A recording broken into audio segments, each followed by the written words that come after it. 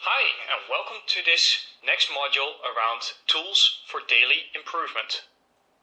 In this module, we'll be talking about how we manage our daily improvements. To manage that, we have a couple of concepts. The first one is the so-called 3C methodology. The 3C is a simple but thorough approach to solving smaller challenges in our teams. The second component is what you will see as a standard when you walk onto our floors. You will notice the daily huddle and performance management being central pillars to how we work as an organization.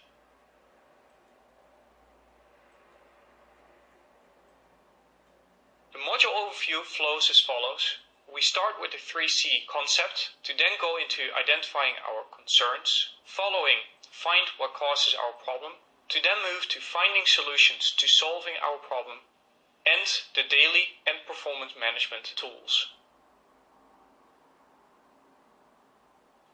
This module is focused on the daily improvements. The daily improvements are seeking to make small steps each and every day.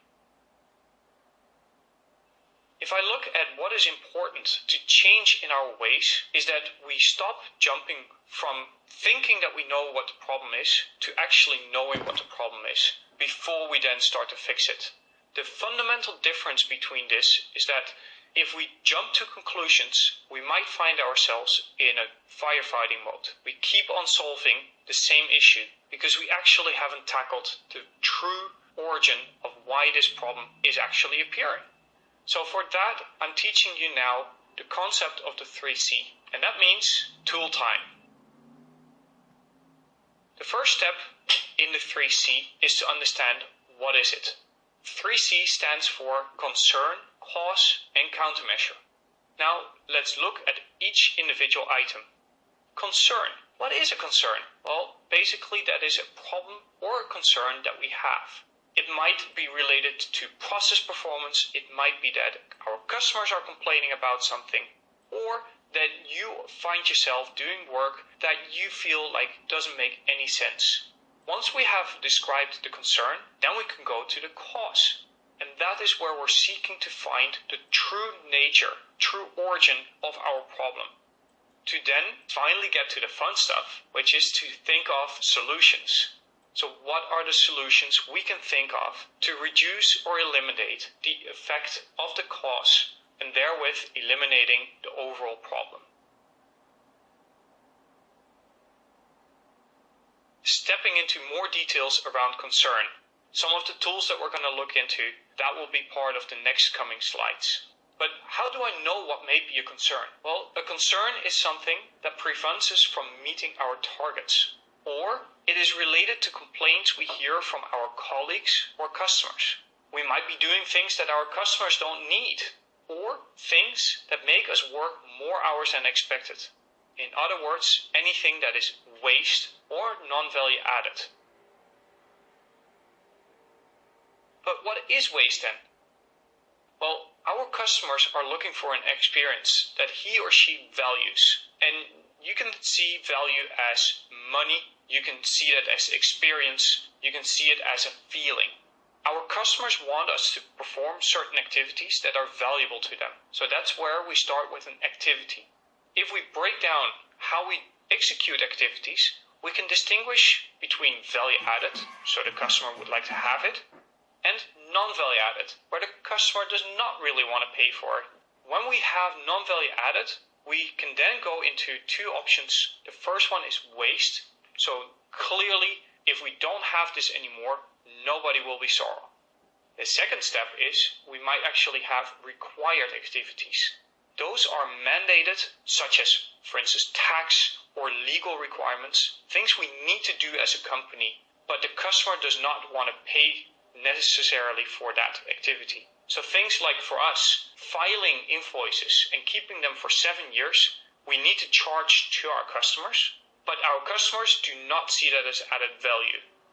The other element is transporting products from factories to a warehouse. In a basic principle, it is non-value added waste, but funny enough, we don't manufacture our products directly at the premise of our customers. Therefore, we actually need to still transport our goods, and that is where we need this required non-value added activity. What we try to do with continuous improvement is to reduce the amount of non-value added activities. If we focus on eliminating the waste, we actually get a higher percentage of value add and a lower percentage of non-value added. But how do I then identify these non-value add activities? The two tools you will learn more about are Tim Woods and Eric. Tim Woods will help you identify the 8 types of waste, and Eric is about 4 drivers to identifying waste. Let's zoom in onto the 8 types of waste. In other words, Tim Woods. Tim Woods is an abbreviation for all the waste types that we can find in all our activities. And it starts with transport, then inventory, motion, waiting, overproduction, overprocessing, defects in rework, and skills. Let's take a look at what transport is.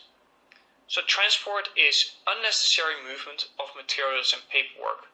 You can think of it like I need to move a box from floor A to floor B, or a set of files from location XYZ to location ABC. For that, we actually need to physically move the products. The next one is inventory.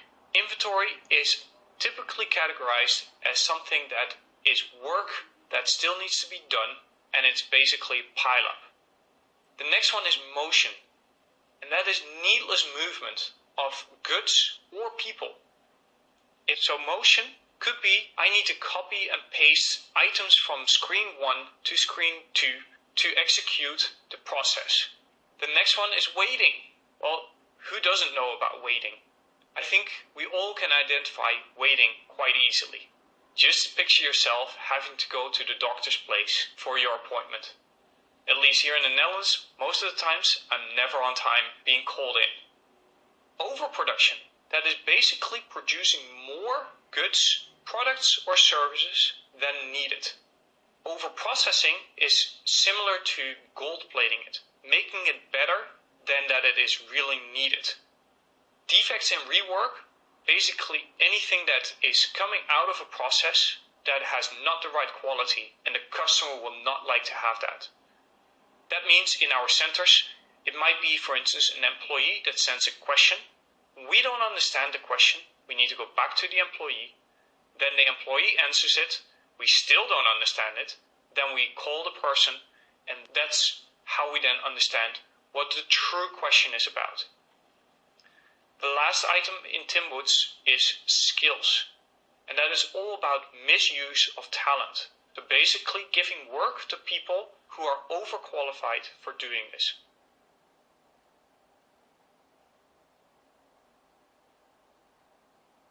On this slide, there are some more examples of wastes in our offices. And I would like you to go through each of these to get an understanding of what is transport, inventory, motion, waiting, overproduction, overprocessing, defects in rework, and skills. So sit back and take a moment of your time to think of what have you already seen as waste in what you do at a daily basis. That could be based at the office or at home or anywhere else. Open up your eyes and start looking for waste. The next tool that we want to focus on is Eric. It's 4 drivers to identify waste. Eric brings in 4 questions. The first one is, what could we eliminate from our daily work? Or what could we reduce, so actually do less of? Then what should we increase? Or what should we actually create? Those 4 items, that brings together Eric. It's more a thought than a true tool. But what do you think you can eliminate or reduce, increase or create? So take a look at some of the examples that we have already seen in our office environment.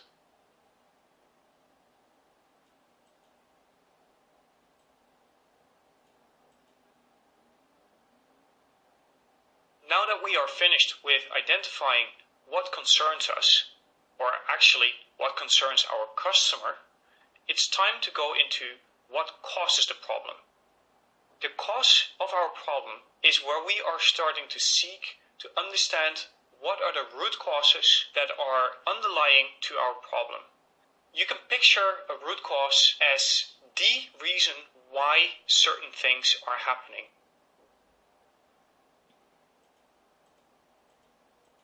But how do I know what causes my concern? We're going to be talking through two tools in the coming slides. The first one is fishbone diagram, which is a structured brainstorm methodology. And we get to be like little children, ask a lot of questions. Why? And the 5 why is a questioning technique used to identify what really causes the issue. Finding the root cause is a process. Initially, when we start to look at things, we'll identify symptoms. An example of symptoms is, for instance, the HR case is answered too late. Once we start to present into this, we come to the problem. And the problem is that our customers need to wait too long to get answers to their questions. That's a problem. They would like us to be quicker. And then, once we have identified the problem, we can then go into the cause. And initially, the first cause that we come across is too high of a level. And we'll need to be questioning, is that truly something that we can influence, that we can change? And if we take away this issue or this cause, would it then solve my problem?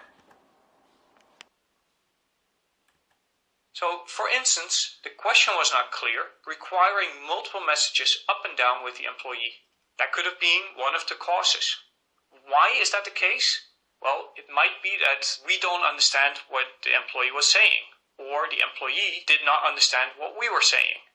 That will be the questioning that we are looking for, getting to the root cause. So the difference between a cause and a root cause is that a root cause is something very specific that once solved prevents the problem from recurring. To double check this, the root cause is the beginning of the chain of events. So if I have a sore toe, I can go back and say, alright, what caused it? It could have been that I bumped my toe. Why did I bump my toe? Because I wasn't paying attention. Why wasn't I paying attention? I was talking and walking at the same time. And that's why I bumped my toe. So if I would not have been talking and walking, I would not have bumped my toe. I would not have had a sore toe.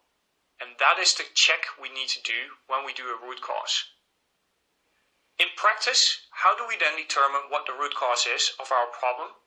Well, first off, we start with the easy bit, which is creating a large list of possible causes. Some often used tools are fishbone diagram, brainstorm. In this module, we'll be sharing a bit more on what a fishbone diagram is about. The second step is to prioritize the list of possible causes, followed by creating a list of probable causes, so things that we think might be the true cause. Some tools that we use here are team voting and the 5 why analysis, where we are going to zoom in on the 5 why analysis. The last step is to use data to verify that we actually have the true root cause. This is not part of this curriculum, but your local CI resource will be there to help you if you want to know more about how to use data to verify if you have found the root cause, yes or no. Once you have done that, you'll get something like this example. And this is a true example from one of the problems we had in talent resourcing. Here we had a problem that we had a lack of transparency and attention to internal applicants. The team started to brainstorm on the topics of people, environment, equipment, policies and procedures. They then came up with various items per bone. Once they were done, they highlighted what they thought were the biggest drivers for the problem. Those are circled around. So you see yellow boxes, you see red aligned and green aligned items. Once the team had done this, they actually went into the next step, being what are the likely causes. The tool used for this is a 5 why. And why 5 why? Because typically when we start to do the first question why, it's too broad of an answer. So we need to zoom in 1, 2, 3 levels further. Ultimately, the questions that we keep on asking is, why is that happening, or why? And we definitely need to go back and check if we read from the deepest level to the problem statement to say, therefore this happens.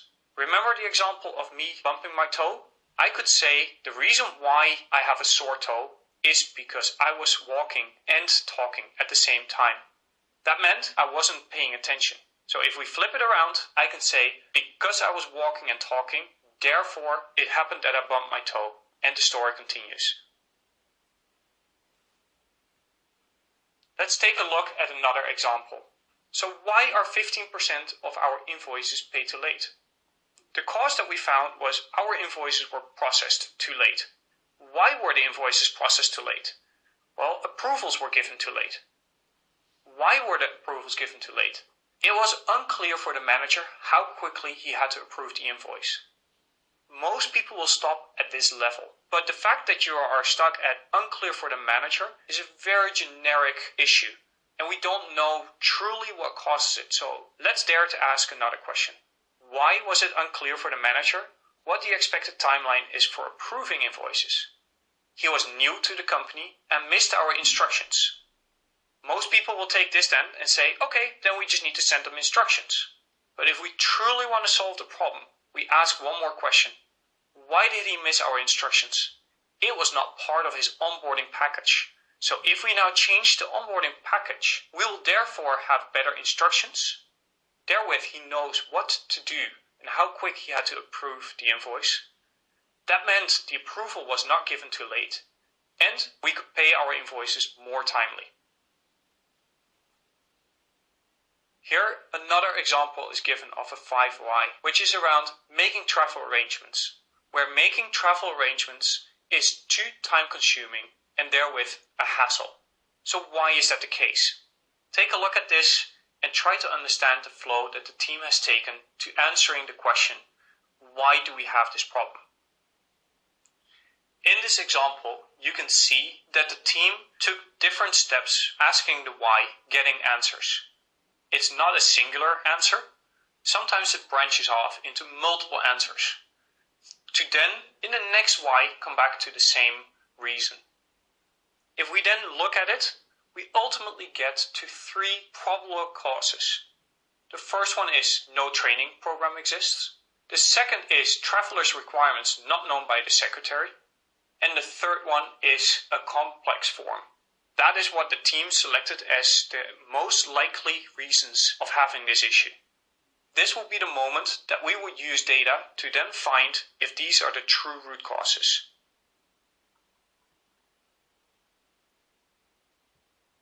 Now it's time to find solutions to fixing our problem. That is the last step in our 3C methodology. Countermeasure. A countermeasure is something done that will reduce or eliminate the effect of the cause. So how do I know what countermeasures to take? Well, most of the people actually know this quite quickly. One of the ways to do this is a brainstorm. A brainstorm is bringing people together and then identifying what can we do to solve it, what ideas do we have, and if you really need to, just try it. Try it for a moment and see if it really works. Now into how to structure your thinking, showing you the template you can use to support your 3C thinking. The template consists of a couple of boxes. The first one is, what is the concern? Then, list of possible causes. Then you go to list of possible countermeasures. It is nice for a visual representation to know who's the owner and who do you need help from. We also put a date on it to commit to say this is when we think the solution will be ready. We track our status, where in the status, if it's completely white, it's a newly identified item. The second, we start to color it. The first quarter, when the root causes are identified. Then the next filling in happens once we have identified the countermeasures. Then 3 quarters are filled when the countermeasure implementation has started. And we're completely done when the countermeasures are implemented and completed. Remember at the beginning of the module that I shared you, we're going to talk about the 3C concept and what you see at the work floor, it's time to now move to what you see when you step onto our team floors. The first step will be the daily huddles, where we share the news within the team. The daily huddle is a 15-minute daily meeting with your team, which has the purpose of quickly checking in on people and performance, where we track our progress on daily improvements and share information with the team. An example of such a board is shown on the right-hand side here in the slide. You see at the top left, people, bottom, announcement and events, on the right, performance, and then continuous improvement. Here we are using the 3C concept to drive our change. Important to know is that every daily huddle meeting follows 3 steps. The first step is before the meeting. The facilitator for the meeting, which is a rotating schedule, will prepare the meeting by updating the performance information and removing unnecessary information. During the meeting, we ask everybody to update their daily moods and their availability, communicate news, events, tasks, issues. We raise new concerns and assign owners to solve them. We share an update on progress and improvements. And we agree and record actions related to performance gaps. After the meeting, the people who are responsible for a 3C will implement the agreed actions. The facilitator will keep record of each day's update and will share our new suggestions to the central CI team. What we do not do during this 15 minutes is problem solving. Problem solving happens outside of the meeting with a smaller workforce, unless it's relevant for the whole team, but then we have a separate meeting. Then performance management. This is one of the key elements that is part of our daily huddle and daily management. We need to know where we are working towards and how we are doing towards our commitments. So what is performance management? Performance management is a continuous process where initially we start with setting targets and goals. These targets and goals are certainly focused on what the customer needs. Putting the customer central is what is fundamental to what we need to do and why we exist. So therefore, our KPIs and goals should be based on what the customer needs. Then we need to make our performance visual. We like to see graphs, presentations. Find ways to making your performance visual in the likes of graphics, presentations, so that way we can identify trends, challenges, performance issues, you name it. But how good is it to have targets and goals, making it visual, without discussing and reviewing what is truly happening? And a true inquisitive mindset using the CI tools that you're going to be trained on will help you to discuss and review and identify what is truly happening and what we need to do to solve it. And to solve it, when it is a daily improvement, we're using the 3C concept. And that comes back to that performance management is part of our daily huddles, where we go through our targets and goals through visual display of our performance and discussing and reviewing what is happening and identifying and initiating improvement opportunities. As a recap, by now you should know more about what the 3C concept is about. The related tools, such as Tim Woods, such as Eric, which are there to help us identify improvement opportunities. Then we talked through how to identify what causes the problem. We started with a structured brainstorm called Fishbone, and then we started to ask many why questions, the 5 why approach. We then came to the moment that we started to look for solutions. Briefly, we touched upon what is a brainstorm and the contribution it has to finding solutions. After that, we took a journey into our daily management on the floor, where we talked about the role of the daily huddle, the structure behind it, what we do and what we don't do at the board, and the role of performance management and the elements it contains, being our targets and goals, making it visual, and discussing and reviewing our overall performance. If you want to learn more about the 5 why concept, there is an e-learning available to you. You can use this e-learning, which will take you about 40 minutes to complete, where you'll know a lot more about the 5 why, but you get to practice with it even more.